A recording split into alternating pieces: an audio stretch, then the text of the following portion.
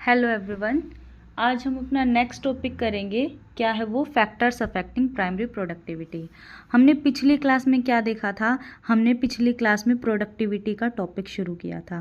Productivity में हमने क्या कहा था? प्रोडक्टिविटी क्या होती है? Rate of biomass production. क्या होती है productivity? Rate of biomass production को हम क्या कहते हैं? प्रोडक्टिविटी कहते हैं। ये जो प्रोडक्टिविटी है ये दो टाइप की होती है, एक प्राइमरी और एक सेकेंडरी प्रोडक्टिविटी। अच्छा, प्राइमरी प्रोडक्टिविटी में हमने क्या पढ़ा था? प्राइमरी प्रोडक्टिविटी क्या होती है कि ये अपने पास एक प्लांट है, इस प्लांट ने कितनी सनलाइट एब्जॉर्ब करके, इस प्लांट ने किस रेट से, किस स्पीड से सनलाइट को एब्जॉर्ब करके उसे एनर्जी रिच कंपाउंड में बदल दिया, मतलब ग्लूकोज में बदल दिया, उसे हमने क्या कहा था? उसे हमने कहा था प्राइमरी प्रोडक्टिविटी। तो मतलब इस बात से हम कह सकते हैं कि फोटोसिंथेसिस कितनी की प्लांट ने। यही तो होता है फोटोसिंथेसिस में भी, कि प्लांट क्या करता है? सनलाइट को एब्जॉर्ब करता है और एनर्जी रिच कंपाउंड ग्लूकोज की सिंथेसिस कर देता है। यही है फोटोसिंथेसिस को प्राइमरी प्रोडक्टिविटी कहा जा रहा है। तो अब हमें जानना है ऐसे क्या क्या फैक्टर हैं, ऐसे क्या क्या कारण हो सकते हैं जो प्राइमरी प्रोडक्टिविटी पे असर डालेंगे, फर्क डालेंगे, है ना। तो अब हम क्या कर रहे हैं? Factors affecting primary productivity. Factors affecting primary productivity. तो पहला जो फैक्टर है वो है टेम्परेचर। पहला फैक्टर क्या है? टेम्परेचर। देखो, प्लांट्स जो है अलग अलग टेम्परेचर पे फोटोसिंथेसिस कर लेते हैं, है ना। लेकिन वो होता है ना एक बेस्ट, है ना, कि ये टेम्परेचर मिलेगा तब सबसे अच्छा काम करेंगे। जैसे हम कुछ भी काम है हम करते तो हैं ही, लेकिन मतलब अच्छी कंडीशन मिल जाए तो और बढ़िया तरीके से हो जाएगा। जैसे एक बच्चे को पढ़ना है ना, तो बढ़िया तरीके से अच्छे से खाना वाना खा के थोड़ा बहुत, है ना, पानी वानी पी के पढ़ने लगेगा तो अच्छे से पढ़ लेगा। बाकी अगर ये नहीं भी मिला तो जैसा हो वो पढ़े तो गाई, है ना। तो प्राइमरी प्रोडक्टिविटी मतलब फोटोसिंथेसिस। तो अगर टेम्परेचर 25 से 35 डिग्री सेल्सियस मिल जाता है, ये कैसा टेम्परेचर है? ये ऑप्टिमम टेम्परेचर है। ऑप्टिमम मतलब जो प्लांट को चाहिए, ना ये ज़्यादा है ना कम है, ये बिल्कुल वो है जो प्लांट को चाहिए, है ना। तो अगर टेम्परेचर 25 से 35 डिग्री मिल जाता है, ऑप्टिमम टेम्परेचर मिल जाता है, तो फोटोसिंथेसिस क्या होगी? फोटोसिंथेसिस का जो रेट है वो हाई हो जाएगा। फोटोसिंथेसिस का रेट जो है वो क्या हो जाएगा? हाई हो जाएगा। फोटोसिंथेसिस का रेट हाई होना ही क्या है? मतलब प्राइमरी प्रोडक्टिविटी हाई हो जाएगी। दोनों बातें सेम है। दोनों बातें क्या हैं? सेम है, चाहे आप फोटोसिंथेसिस कह लो चाहे आप प्राइमरी प्रोडक्टिविटी। लेकिन एनसीईआरटी ये वर्ड मेंशन कर रही है तो आप याद रखना कि ये दोनों चीज़ें सेम है ना। तो अगर ये टेम्परेचर मिला तो फोटोसिंथेसिस बेस्ट होगी। इससे ऊपर या नीचे चला गया तो होगी, लेकिन थोड़ा सा उसके ऊपर फर्क पड़ेगा, है ना, कम होगी वो थोड़ी। तो एक फैक्टर हो गया टेम्परेचर। दूसरा फैक्टर हम देखते हैं solar radiations available. Solar radiations available. Solar radiations का मतलब क्या है? सोलर रेडिएशन से मतलब है सन से निकली हुई रेडिएशन। जो सन होता है वो क्या करता है? रेडिएशन छोड़ता है। सन क्या करता है? रेडिएशन छोड़ता है। उन्हीं को क्या कहते हैं? सोलर रेडिएशन कहते हैं। तो कितनी सोलर रेडिएशन अवेलेबल है? अगर प्लांट को फोटोसिंथेसिस के लिए क्या चाहिए? सनलाइट। प्लांट को फोटोसिंथेसिस करने के लिए, प्राइमरी प्रोडक्टिविटी के लिए क्या चाहिए? सनलाइट चाहिए।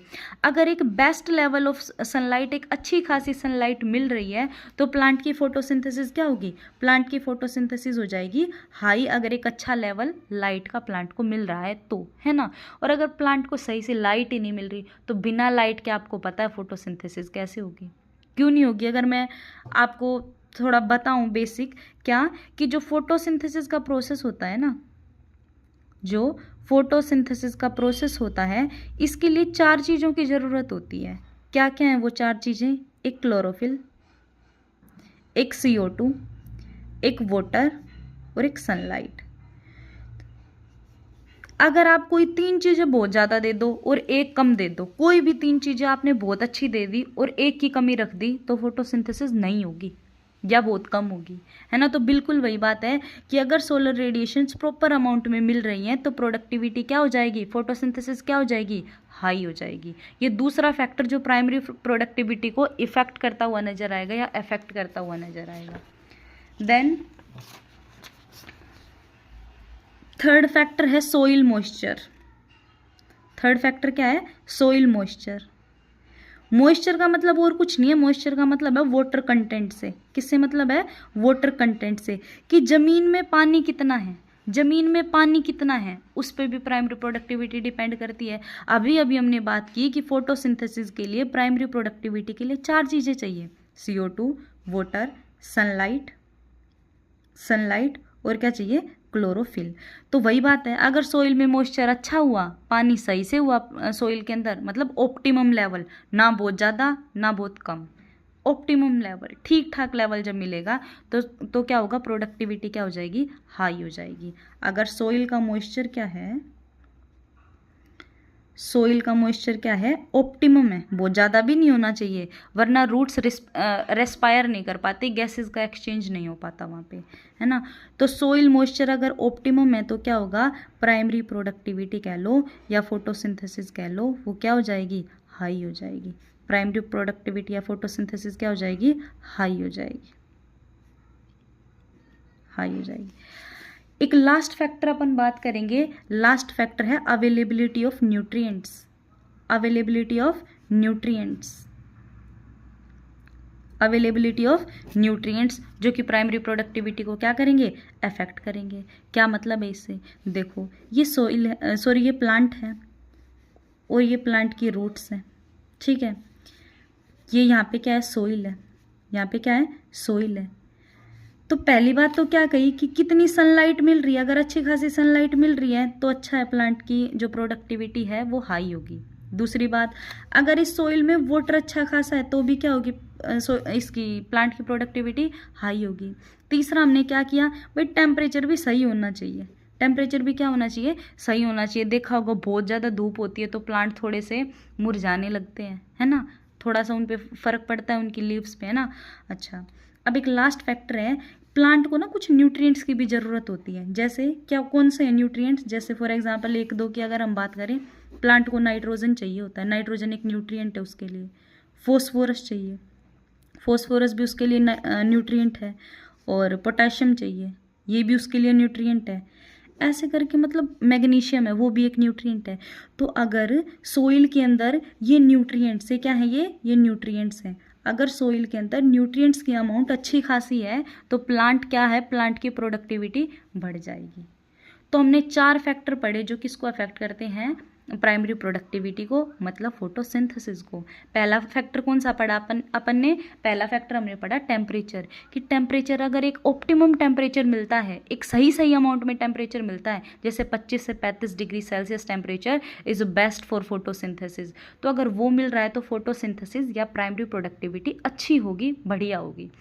सेकंड है सोलर रेडिएशन अवेलेबल, कि कितनी अमाउंट ऑफ सनलाइट एक प्लांट को मिल रही है। अगर सनलाइट प्रॉपर अमाउंट में मिल रही है तो प्रोडक्टिविटी क्या हो जाएगी? हाई हो जाएगी। थर्ड फैक्टर हमने पढ़ा सोइल मॉइस्चर, अगर सोइल में मॉइस्चर अच्छा है, पानी सही अमाउंट में है, ना बहुत ज़्यादा ना बहुत ज़्यादा कम, है ना, तो भी प्रोडक्टिविटी क्या हो जाएगी? हाई हो जाएगी। And the last is availability of nutrient, अगर सोइल में न्यूट्रिएंट की अमाउंट अच्छी खासी है तो भी प्रोडक्टिविटी अच्छी होगी प्लांट की, प्राइमरी प्रोडक्टिविटी या फोटोसिंथेसिस अच्छी होगी प्लांट की। यहाँ पर हमने अपनी प्राइमरी प्रोडक्टिविटी को लगभग पूरा कर लिया है। एक बार हम थोड़ी सी बात करेंगे एक डाटा के ऊपर, क्या है? Net primary productivity. Net primary productivity क्या थी? प्लांट ने बनाया, उसके बाद उसने खुद यूज़ कर लिया, फिर जो बचा, जो हमारे यूज़ के लिए बचा, वो क्या है? Net primary productivity. Primary productivity which is left for the use of heterotrophs, जो हिट्रोट्रोफ्स के लिए, ऐसे ऑर्गेनिज्म जो खाना नहीं बना सकते, उनके लिए प्लांट ने छोड़ दिया, वो क्या है? वो नेट प्राइमरी प्रोडक्टिविटी है। अब जो नेट प्राइमरी प्रोडक्टिविटी है पूरे बायोस्फीयर की, वोल पूरे बायोस्फीयर की लगाएं, है ना, तो कितनी है? पूरे बायोस्फीयर की है 170 बिलियन टन्स। कितनी है? 170 बिलियन टन। एक बार इसको नेक्स्ट पेज पे देखेंगे, क्या कि NPP ऑफ वोल बायोस्फीयर, पूरे के पूरे टोटल बायोस्फीयर के ऊपर नेट प्राइमरी प्रोडक्टिविटी, मतलब प्लांट है वो भी फोटोसिंथेसिस करता है, एल्गी है वो भी फोटोसिंथेसिस करती है, तो इनने मिलके फोटोसिंथेसिस किया। क्या कह रही हूँ मैं? एल्गी है क्या करती है, फोटोसिंथेसिस करती है। प्लांट्स है क्या करते हैं, फोटोसिंथेसिस करते हैं। साइनोबैक्टीरिया है, ये भी क्या करता है, फोटोसिंथेसिस करता है ना। और भी कुछ बैक्टीरिया होते हैं, पर्पल ग्रीन सल्फर बैक्टीरिया, ये भी करते हैं। इन्होंने क्या किया, इन्होंने प्राइमरी प्रोडक्टिविटी जीपीपी प्रोड्यूस की, टोटल फूड बनाया इन्होंने। उस टोटल फूड में से इन्होंने क्या कर लिया, कुछ एल्गी ने यूज़ कर लिया, कुछ प्लांट ने अपना यूज़ कर लिया, कुछ साइनोबैक्टीरिया ने कर लिया। यूज़ करने के बाद क्या बचा, एनपीपी। तो जो एनपीपी है वो वोल बायोस्फीयर की एनुअली, मतलब पर ईयर हर साल एनपीपी जो है वो कितनी बनाते हैं, ये हमारे लिए 170 बिलियन टन, 170 बिलियन टन्स बनाते हैं हमारे लिए ये। अच्छा, 170 बिलियन टन बनाई। इस 170 बिलियन टन में से एल्गी, देखो एल्गी मिल जाएगी ओशंस वगैरह में, बैक्टीरिया भी मिल जाएंगे ओशंस वगैरह में। अच्छा, एक तुमने पढ़ा होगा डायटम्स, +1 में पढ़ा होगा क्या, डायटम्स। डायटम्स को क्या बोलते हैं, चीफ प्रोड्यूसर ऑफ ओशियंस। क्या बोलते हैं, चीफ प्रोड्यूसर ऑफ ओशियंस। ये बहुत हाई अमाउंट में ओशियंस के अंदर क्या करते हैं, फोटोसिंथेसिस कर सकते हैं, ये मतलब फूड प्रोड्यूस कर सकते हैं, ऐसा कह सकते हैं आप। क्या कर सकते हैं, फूड प्रोड्यूस कर सकते हैं। तो इन सब ने मिलके क्या की, 170 बिलियन टन बनाया। उसमें से कहा जाता है कि जो ओशियंस हैं, जो क्या है, ओशियंस हैं, ओशियंस की प्रोडक्टिविटी 170 में से 55 बिलियन टन है। क्या है, 155 बिलियन टन है। मतलब जो खाना इन ऑटोट्रोफ्स ने, ये क्या है, ऑटोट्रोफ खाना बना रहे हैं खुद, इनने टोटल कितना बनाया, 170 बिलियन टन बनाया। इस 170 बिलियन टन में से 55 बिलियन टन कहाँ बना है, ओशियंस में बना है। 155 बिलियन टन कहाँ बना है, ओशियंस में बना है। अब टेरेस्ट्रियल मतलब कि फिर लैंड पे कितना बना, तो इसमें से माइनस करेंगे तो कितना आ जाएगा, यह आ जाएगा 115 billion ton, 115 billion ton. Total productivity कितनी है, 170 बिलियन टन। उसमें से ओशियन ने कितना बनाया, 55 बिलियन टन। और लैंड के सरफेस पे जो ये प्लांट वगैरह, इन्होंने कितना बना के दिया है हमें, 115 बिलियन टन, इतना बना के दिया है। अब देखो कितना बड़ा डिफरेंस यहाँ पे आ रहा है, कहाँ 115 और कहाँ 55, कहाँ 115 और कहाँ 55 बिलियन, है ना। तो ये डिफरेंस क्यों आ रहा है कि जो ओशियंस है ना, मान लो ये ओशियन है और यहाँ पे ऐसे ये प्लांट वगैरह पड़े हैं, ये यहाँ पे मान लो ये डायटम्स पड़े हैं, ये भी तो बनाएंगे खाना, है ना। और ये कुछ बैक्टीरिया पड़े हैं, और ये क्या है, अपना ओशियन है, ओशियन है। मैं रीज़न बता रही हूँ कि इन्होंने इतना कम क्यों किया, जब लैंड पे इतना प्रोड्यूस हो गया तो ओशियन में ऐसा क्या नहीं मिला इनको, इन प्लांट्स को, इन बैक्टीरिया को क्या नहीं मिला कि इन्होंने 55 बिलियन ही प्रोड्यूस किया, जबकि अर्थ पे रह के प्लांट्स ने 115 बिलियन बना दिया खाना, है ना। अच्छा, रीज़न है कि अभी हमने बात की थी कि प्राइमरी प्रोडक्टिविटी के लिए लाइट भी ज़रूरी है, सनलाइट भी ज़रूरी है। तो ओशियन में इतने नीचे तक लाइट नहीं जा सकती, ओशियन में इतने नीचे तक मतलब सही अमाउंट में लाइट नहीं जा सकती। तो इन प्लांट को सनलाइट सही नहीं मिली, तो इन्होंने फोटोसिंथेसिस थोड़ी की, तो फिर खाना कम बनाया। अब टोटली खाना जीपीपी कम बना, तो उसमें से खुद ये कुछ यूज़ कर लेंगे तो कम ही बचेगा, है ना। क्या कह रही हूँ मैं कि मान लो ये एक प्लांट है, ये अपना अर्थ पे है, सपोज ये अर्थ पे है, इस अर्थ पे बैठे प्लांट ने कितना बना लिया, मान लो ये अर्थ पे ये ऐसे प्लांट्स हैं, ये प्लांट्स हैं, इन अर्थ पे इन लैंड वाले प्लांट को अच्छे से सनलाइट मिल रही है, वाटर भी मिल रहा है, सब कुछ मिल रहा है, तो इन्होंने कितना बना लिया, 155 बिलियन टन बना दी प्रोडक्टिविटी। लेकिन इन्हें इतनी अच्छी लाइट नहीं मिल रही, तो ये कितना बना पाए, सिर्फ 55 बिलियन ही बना पाए। कितना बना पाए, 55 बिलियन बना पाए। एक दूसरा फैक्टर, एक फैक्टर तो क्या हो गया इनकी कम प्रोडक्टिविटी के पीछे, सनलाइट, कि ओशंस जो हैं बहुत गहरे होते हैं और इतनी गहराई में पेड़ या बैक्टीरिया प्रेजेंट होने की वजह से उन्हें सही से सनलाइट नहीं मिलती, और वो नहीं मिलती तो फिर फोटोसिंथेसिस सही से नहीं हो पाती, है ना। दूसरा फैक्टर क्या है, दूसरा फैक्टर है अपने पास न्यूट्रिएंट्स। जो ओशियन होते हैं ना, अभी हमने पढ़ा था, न्यूट्रिएंट्स भी जरूरी होते हैं, प्लांट एब्जॉर्ब करते हैं। अगर अच्छे से न्यूट्रिएंट मिल गया तो प्लांट फोटोसिंथेसिस अच्छी करेगा। तो ये ओशियन में इतने अच्छे खासे न्यूट्रिएंट नहीं होते, होते हैं पर कम होते हैं, कम होते हैं तो प्रोडक्टिविटी कम होती है। तो ये रीज़न है। तो मान लो 2 लाइन में इसे लिखना चाहे तो कैसे लिखेंगे,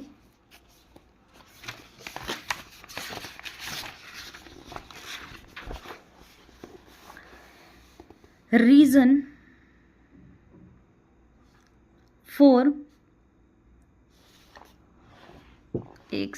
reason for low productivity of oceans, reason for low productivity of oceans.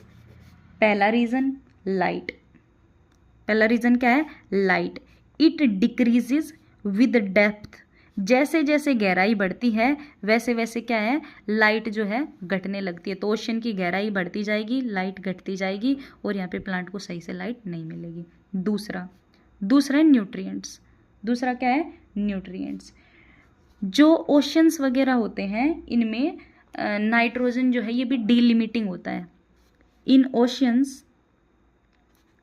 availability of nutrients is less, availability of nutrients is less होने की वजह से जब कम न्यूट्रिएंट मिलेंगे तो कम फोटोसिंथेसिस करेंगे। ये यहाँ पे अपना प्राइमरी प्रोडक्टिविटी खत्म हो गया। अब अपन शुरू करें सेकंड वन, सेकेंडरी प्रोडक्टिविटी, जो कि छोटा सा टॉपिक है बिल्कुल ही। सेकेंडरी प्रोडक्टिविटी, सेकेंडरी प्रोडक्टिविटी क्या होती है? Rate of formation of new organic matter, rate of formation of new organic matter bye consumers, rate of formation of new organic matter bye consumers. इसका मतलब क्या है? याद करो, जो प्लांट थे उन्होंने टोटल क्या बनाया था? जीपीपी।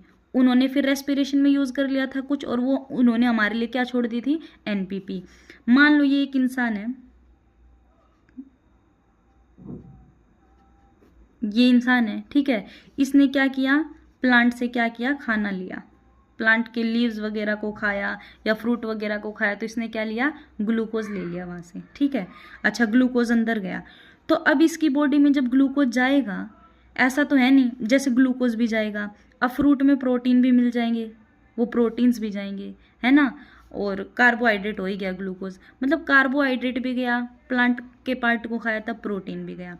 अब अंदर जाके क्या होगा? अंदर जाके ये चीज़ें हमारी बॉडी में जाके और नई चीज़ें बनाने लगती हैं, और नया नया ऑर्गेनिक मैटर बनाने लगती है, ठीक है। जस्ट सपोज ऐसे समझो, ये एक पर्सन है,